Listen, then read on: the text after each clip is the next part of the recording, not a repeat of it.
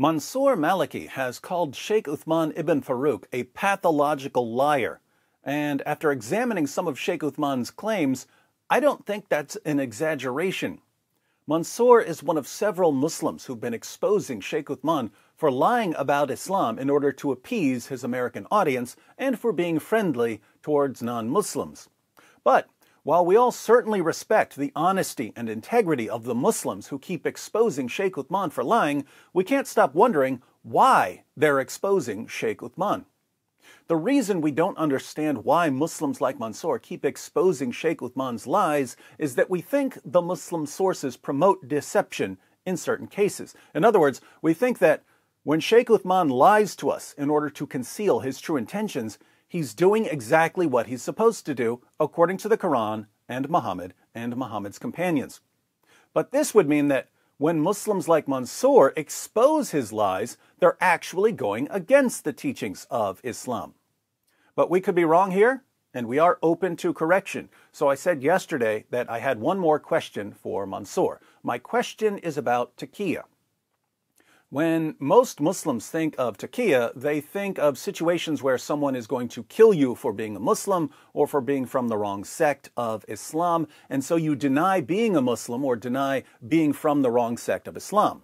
Lying in these cases is permissible in Islam. But there are other situations where lying is permissible, and as I'm reading the Quran and commentaries, Sheikh Uthman seems to be justified in Islam when he deceives us. Let me go through a verse of the Quran and a commentary so everyone knows what I'm talking about, and then I'll ask Mansour if he can clear this up for us. Surah 3, verse 28 of the Quran. Let not the believers take disbelievers for their friends in preference to believers. Whoso doeth that hath no connection with Allah, unless it be that ye but guard yourselves against them, taking as it were security. Allah biddeth you beware only of himself, unto Allah is the journeying. So, don't take non-Muslims as friends instead of Muslims. If you do, you have no connection with Allah, unless it's to guard yourselves against the non-Muslims. This sounds like it's saying, don't be friends with non-Muslims unless you're in a situation where being friends with them could help protect you. Notice, there's nothing in this verse about pretending not to be a Muslim. This verse is about pretending to be friendly instead of hostile. Let's read Ibn Kathir's commentary on this verse. The prohibition of supporting the disbelievers. Allah prohibited his believing servants from becoming supporters of the disbelievers, or to take them as comrades with whom they develop friendships, rather than the believers. Allah warned against such behavior when he said, and whoever does that will never be helped by Allah in any way.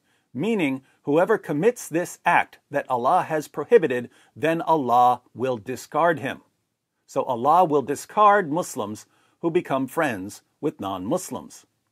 Similarly, Allah said, O you who believe, take not my enemies and your enemies as friends, showing affection towards them, until, and whosoever of you does that, then indeed he has gone astray from the straight path. Surah 60, verse 1. Allah said, O you who believe, take not for friends disbelievers instead of believers. Do you wish to offer Allah a manifest proof against yourselves? Surah 4, verse 144. And, O you who believe, take not the Jews and the Christians as friends, they are but friends of each other. And whoever befriends them, then surely he is one of them. Surah 5, verse 51. Allah said, after mentioning the fact that the faithful believers gave their support to the faithful believers among the Muhajirin, Ansar, and Bedouins, and those who disbelieve are allies of one another. And if you do not behave the same, there will be fitna and oppression on the earth, and a great mischief and corruption. Surah 8, verse 73. So, don't be friends with non-Muslims. But there's an exception. Allah said next, unless you indeed fear a danger from them, meaning except those believers who, in some areas or times, fear for their safety from the disbelievers.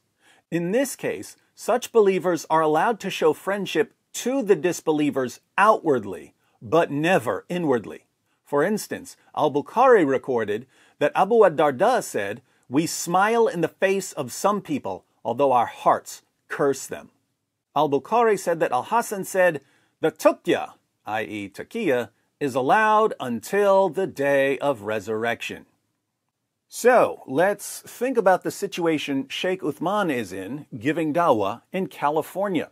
Sheikh Uthman has admitted that his goal is to subjugate the entire world, force all non-Muslims to pay jizya, and enslave the wives and children of anyone who refuses to pay. That's his goal, he admitted it. But is it a good idea for him to announce his plans to non-Muslims? Of course not. He would end up on multiple watch lists. His listeners would be more hostile towards him if they knew he was plotting to enslave their wives and children. Telling the truth would mess up his dawah. So, even though he's hostile towards non-Muslims, and you can see this when he interacts with non-Muslims, he loves to call them names and insult and degrade them, even though he wants to subjugate and enslave non-Muslims, he could fear for his safety from the disbelievers because he's living in a non-Muslim country and is massively outnumbered by non-Muslims. What's he supposed to do then? Well, he's allowed to show friendship outwardly, but never inwardly. He's allowed to smile in our faces while cursing us in his heart. He's allowed to pretend to be friendly. He's allowed to pretend to be peaceful. He's allowed to deceive us. So, what should he do when people start circulating a tweet where he admits that he wants to subjugate and enslave us? Well, he could claim that his words were taken out of context, as he did when he was originally asked about his tweet during a live stream. So what happened is some dude on Twitter, some troll, I don't know who he is, but made a bunch of comments saying that I don't believe in jihad al-talab, and I've denied that there is jihad al-talab and this kinds of things. And what I said is that I have clarified these views. And what I said, people have misconstrued that by cutting off the top part of the commentary. We have durus, and we're going to have in Zad al-Mustaqni', and which is what I said in the part of the comments that people cut off as well. And which is what I said, and which is what I said, and which is what I said, and which is what I said. If the context defense doesn't work, he can just say that someone else posted it. So that tweet was not from me personally. It was from my Twitter account, right? Somebody who volunteered to take care of the Twitter account made that post, and as I disapproved of it, he deleted it. As far as I can tell then, when Sheikh Uthman lies about his agenda, when he lies about what Islam teaches, when he lies about the Quran, when he lies about the Hadith, when he lies about the commentaries, when he lies about Muslim scholars, as long as he's doing it to deceive us about his agenda, he's perfectly in line with the teachings of Muhammad. That's how things seem to me. So I don't find it at all surprising when Sheikh Uthman lies to my face and when his followers cheer him on for it. But Mansour and a number of other Muslims disagree. They believe that Sheikh Uthman is doing something terribly wrong when he lies about Islam. So they clearly have a different understanding of what's permissible here. They're clearly interpreting the Quran and commentaries differently from the way I interpret them and from the way Sheikh Uthman interprets them.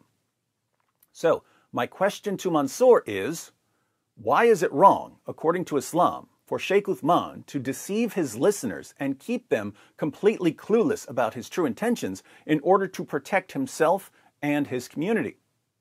What is he doing wrong here? Why should he be honest when being honest would ruin his dawah and get him into trouble with the authorities? I look forward to reading your response, Mansour, and thank you again for responding. I know that answering my questions gets you into trouble with Sheikh Uthman's fans. I'm glad you don't seem to care when they harass you.